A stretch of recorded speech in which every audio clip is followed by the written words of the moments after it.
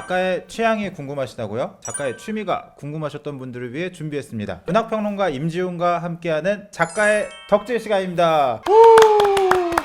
저도 굉장히 좋아하는 시인입니다. 뿔 동인의 최백규 시인 모셨습니다. 반갑습니다. 창작 동인 뿔의 리더 시쓰는 최백규입니다. 만나서 반갑습니다.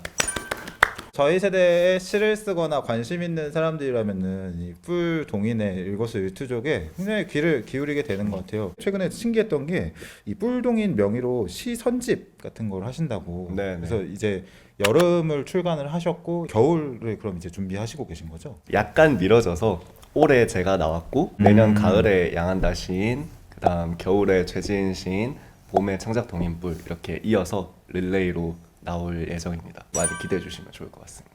그러면 혹시 최백규 작가님은 주로 어떤 부분에서 창작의 영감을 많이 받으시나요? 음악도 많이 듣고 영화나 드라마나 뭐 애니 같은 작품들에서도 많이 영감을 받는데 그 중에서도 어릴 때부터 쭉 좋아했던 아이돌, 특히 남자 아이돌들의 서사에 되게 관심이 많아가지고 그런 거에서 많이 영감을 얻는 편인 것 같습니다. 혹시 남자 아이돌을 좋아하시게 된 특별한 이유 같은 게 있을까요? 아이돌 문화 자체가 10대 때 빠지기 좋은 장르잖아요. 같은 또래인데도 내가 할 수 없는 일들을 하고 외형적으로도 멋있고 이 사람들이 나가는 행보 같은 것도 되게 따라가고 싶고 그런 것들이 같은 성별이라서 그런지 조금 더 이입이 되는 느낌? 내가 좋아하는 아이돌이 이걸 해서 잘 되면은 내가 이걸 이룬 것 같은 어떤 느낌 같은 게 좀 더 있어가지고 자연스럽게 쭉 살면서 남자 아이돌들을 많이 좋아하게 된 것 같아요. 맞아요. 네. 비슷한 연배인데다가 생물학적인 성별도 같다 보니까 네네. 더 동일시가 잘 일어난다 그래야 되나? 그런 게 조금 있긴 한 것 네네. 같아요. 최백규 작가님의 남돌 덕질사라는 컨셉으로 한번 준비를 해봤어요. 그래서 이렇게 스케치북을 저희가 준비를 했고요. 중학교 때는 별 고민 없이 그냥 이렇게 산 것 같아요. 평범하게 중간에서 시작해서 이 정도? 다시 원상복귀하네요. 졸업할 때가 되니까. 네네. 오. 왜냐하면은 한창 사춘기를 겪었기 때문에 음. 그리고 이때부터 아이돌에 빠지기 시작했거든요. 요때 좋아했던 아이돌이 G.O.D입니다. 첫 번째 아이돌 G.O.D입니다. 네. 2004년이죠. 그때 보통날이라는 정규 6집을 너무 좋았죠. 네네. 그때가 딱 요 시기였어요. 이때 한창 중학교 당시에 예, 예. 그 당시에 예. 지금 아니고 예. 그 당시에 예. 얼마나 밑밥을 까는 거예요, 대체? 주변에서 선호형 닮았다. 적어도 인종은 같아요. 네, 자신감을 가져요. 그러니까. 괜찮아요. 선호형 닮았다 이런 이야기를 막 주변에서 많이 들어가지고 선호형 음악도 좋은 것 같고 롤모델이 되는 거죠. 그래서 맞아. 그러면은 나도 해볼 수 있지 않나? 이런 생각이 들어서 그때 노래하는 것도 되게 좋아했기 때문에 G.O.D 되게 좋아하면서 그런 꿈을 키우게 됐다. 맞아요. 그래서 추천해드리고 싶은 곡이 하나 있는데 헤어짐보다 아픈 그리움이라는 노래가 있어요. 중학교 고등학교까지 쭉 그 청춘의 어떤 정서 함량에 되게 많은 영향을 끼쳤던 지금 제 시가 갖고 있는 어떤 느낌이랑 근본 정서 비슷하기도 약간 하고 것 같아요. 네. 그래서 이때부터 음악을 시작을 했어요. 그래서 어떻게 됐느냐, 고등학교 이후로 꽤나 상황이 많이 꼬여가기 시작합니다. 이때 드디어 나옵니다. 이거는 혁명이었죠. 네. 네.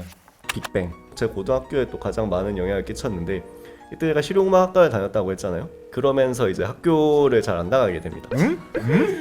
힙합인데? 아니 나 아이돌인데? 반항 심리가 있었어. 그런 시기에 음악이 만약에 뜻대로 됐다면은 제가 여기 안 있었겠죠? 이 그래프가 밑으로 내려간 걸 보면 아시겠지만 제가 원래 목이 되게 안 좋았어요. 그때 변성기가 되게 길었고 애초에 목이 되게 약한 저거였는데 그래도 그냥 연습을 하루에 막 10시간 넘게 이렇게 하다 보니까 성대 결정을 판정을 고등학교 2학년에서 3학년 올라갈 때 받았거든요. 그러니까 이때 막 입시 준비 이제 막 시작해야 되는데 아예 이제 못하게 돼 버린 거죠. 그래도 그 당시에 이제 저를 되게 잡아줬던 게 빅뱅의 음악을 들으면서 최소한의 무언가를 지킬 수 있었던 것 같아요. 그러면서 빅뱅에서 나 될 수 있을 것 같은데 근데 성대 결절 나면서 뚝 꺾였죠. 그래서 제가 어디를 갔느냐, 이 당시에 제가 또 수업 시간에 할 게 없으니까 국어 교과서나 국어 참고서 같은 거 보면은 작품들이 많잖아요. 그거를 하루 종일 읽은 거죠. 그냥 자다가 그거 읽다가 자다가 그거 읽다가. 그래서 국어를 전교 1등을 해버렸어. 그래서 이제 대학교 올라가면서 실용음악과를 못 가게 됐으니까 다른 과를 선택해야 되는데 이상을 좋아했거든요. 그래서 건축학과를 가게 됩니다. 나의 목표는 경성 총독부 그러니까. 입사다. 나 이상 돼야 되니까 전문대 건축학과로 가게 되는데 이때 이제 많은 파탄을 겪었지만 뭐가 있었냐? 블링블링 샤이니. 블링블링. 제가 데뷔 무대를 봐버렸거든요. 누워서 봤는데 끝나고 나니까 제가 서 있었어. 와 근데 샤이니는 진짜 셜록 나왔을 때 칼군무 딱 그거 보고 그때 빠진 사람들 되게 많더라고요. 셜록 같은 경우가 원래 그 뒤에 가로로 부제가 붙어 있어요. 클루 플러스 노트 한 곡이 아닌 거예요. 셜록이 원래 셜록, 클루, 노트 이렇게 세 곡이에요. 그 셜록이라는 것 자체가 어떤 뭘 풀어가는 그거잖아요. 어떤 단서가 있고 어떤 이걸 풀어가는 이 노트가 있고 뭐 이런 거예요. 팬들이 막 이렇게 밝혀놓고 한 거 보면은 사실 태민이 범인. 그래서 나중에 태민이 궤도로 나오는 거예요. 와 근데 이게 진짜 천재적이라고 생각하는 게 약간 팬들한테 네. 파고들 여지를 맞아요, 준다고 맞아요. 해야 되나?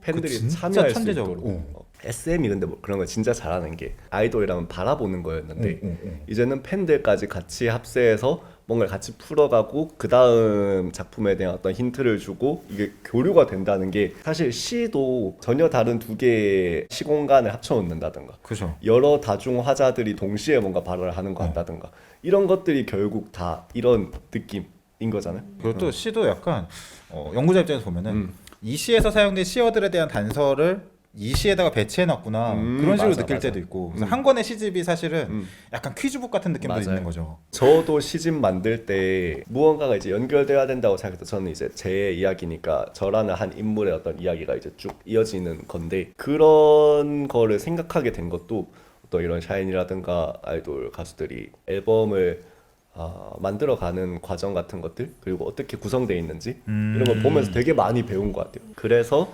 완전 덕통사고를 당했는데 그 당시에 인생은 이제 바닥을 찍고 있었죠. 왜냐하면은 이상이 될 수 있을 줄 알았는데 대학교 1학년이 아니라 고등학교 4학년인 거예요. 그냥 한 학기 만에 자퇴하고 군대에 들어가 버렸어요. 그리고 이제 전역하고 나서 뭔가 다시 음악도 시작하고 뭐 여러 가지 해야지 기대에 부풀어 있었죠.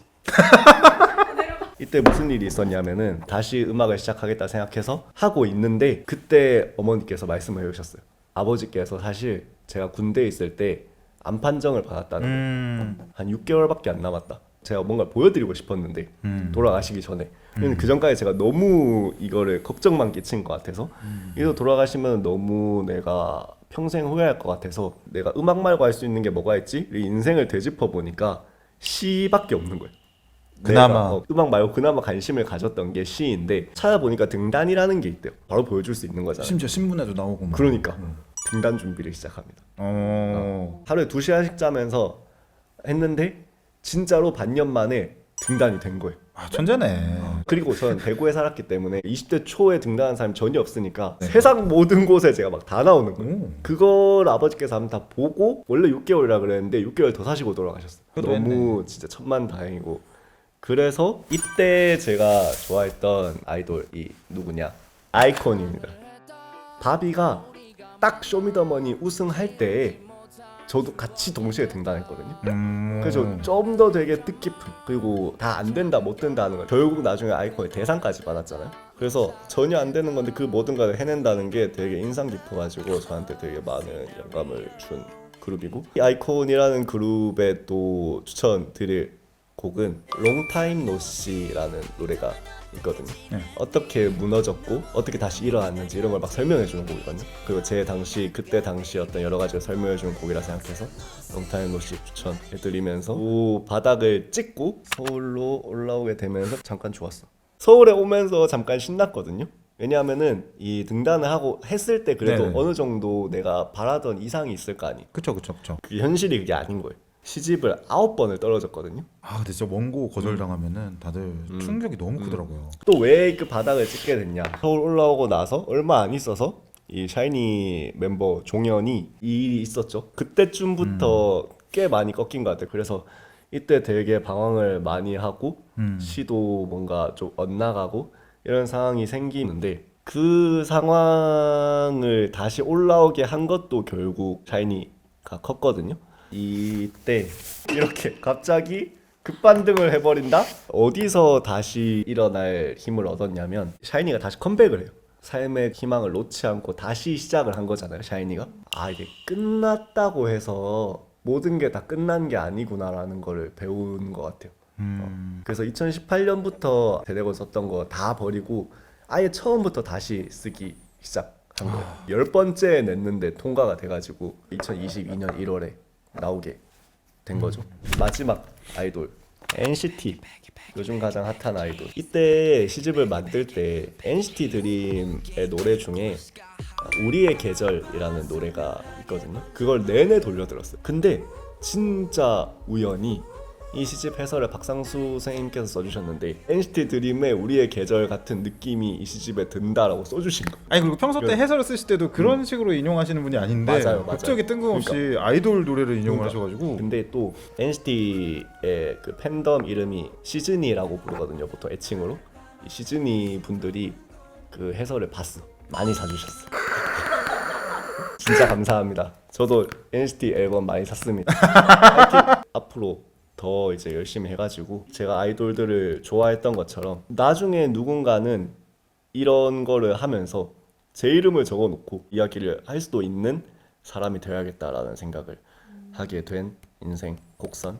어쩌면은 누군가는 이미 그러고 있을 수도 있어요. 네, 그럼 여기까지 최백규 시인의 네. 아이돌 일생사였고요. 네. 네. 어떻게 보면 사실 작가의 덕질이라는 이 취지에 제일 걸맞는 이야기였던 것 같아요. 본인의 인생과 네. 나의 덕질과 많은 이야기를 들려주신 것 같습니다. 그렇습니다. 사실 우리의 덕질이라는 게 되게 사소하고 별거 아닌 것 같지만은 이 최백규 작가님의 일생처럼 어떨 땐 우리를 살리기도 하고 우리가 좀 더 앞으로 나아갈 수 있게 해주는 그 한 걸음에 도움이 되는 그런 역할도 해주는 것 같습니다. 아름다운 밤입니다.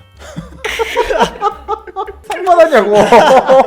여기까지 최백규 작가님과 함께한 작가의 덕질이었습니다. 앞으로도 작가의 덕질 많이 사랑해 주시고요. 다음 시간에는 다른 작가분과 다른 취향을 가지고서 찾아뵙겠습니다. 감사합니다.